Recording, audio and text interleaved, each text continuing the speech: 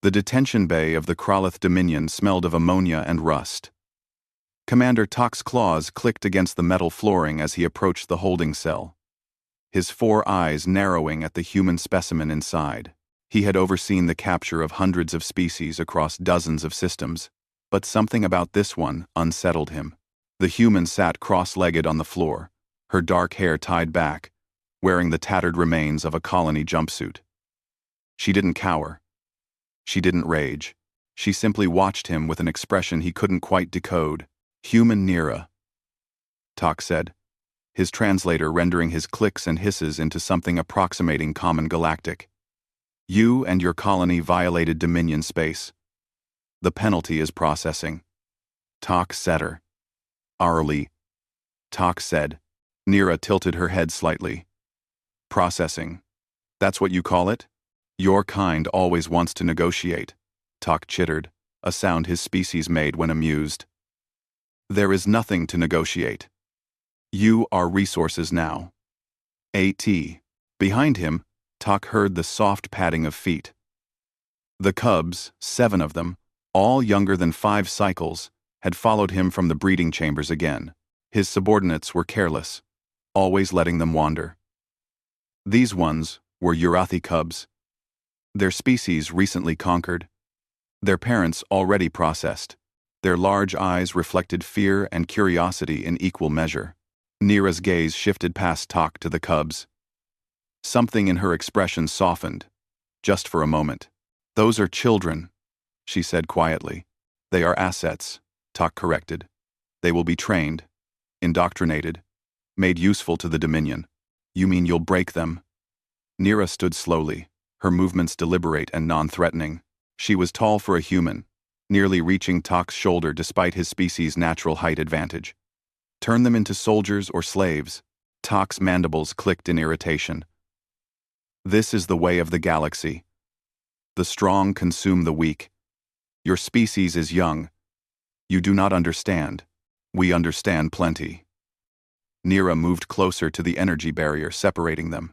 The blue field hummed between them, close enough that Tok could see the determination in her eyes, those strange, forward-facing predator eyes that marked humans as something unusual in the cosmic ecosystem. You're right that we're young, she continued.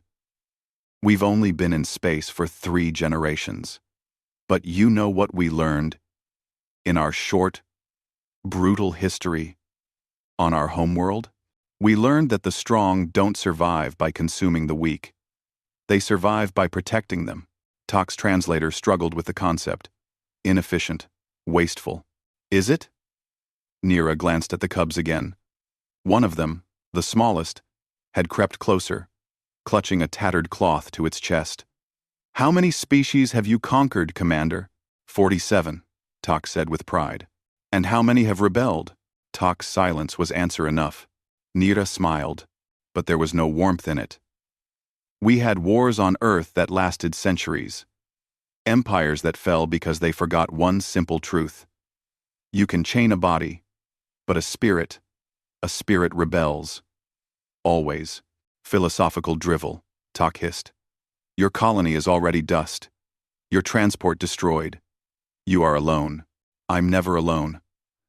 Nira pressed her hand against the energy barrier, ignoring the way it sparked against her skin. She looked directly at the smallest cub. Hey there, little one. It's okay to be scared. The cub took another step forward. Tok's tail lashed in annoyance. They cannot understand you, he said.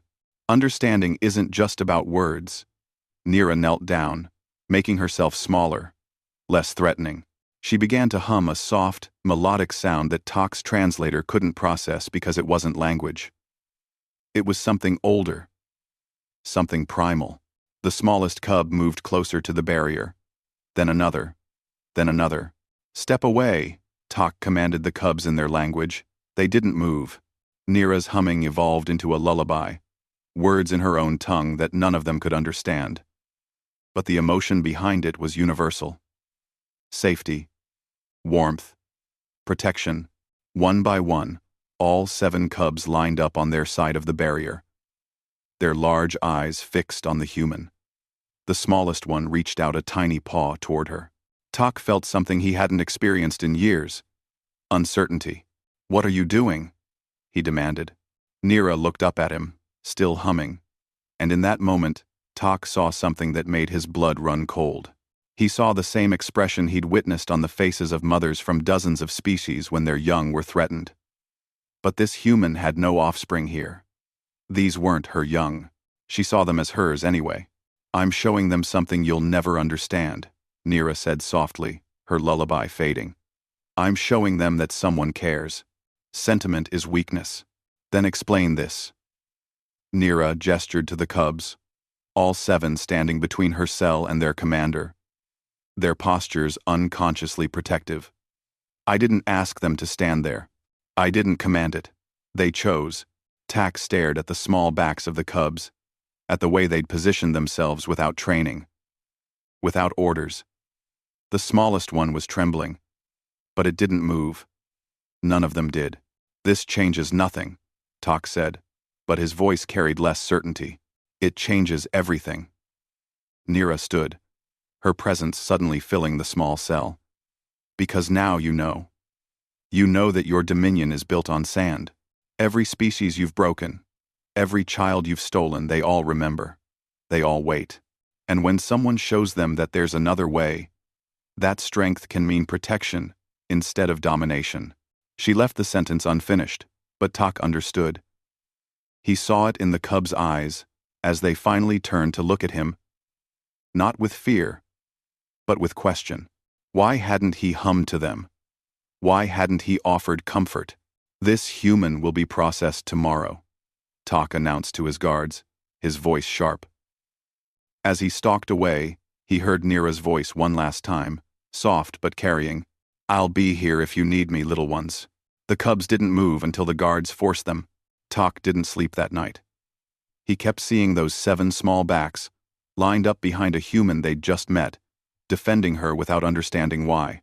He kept hearing that lullaby, that strange human song that spoke of protection and care, and deep in his genetic memory, buried beneath cycles of conquest and domination, something stirred, something that remembered when his own species had been young, when they too had been protected rather than processed. By morning, Commander Tak had made a decision that would change the Dominion forever. But that's another story.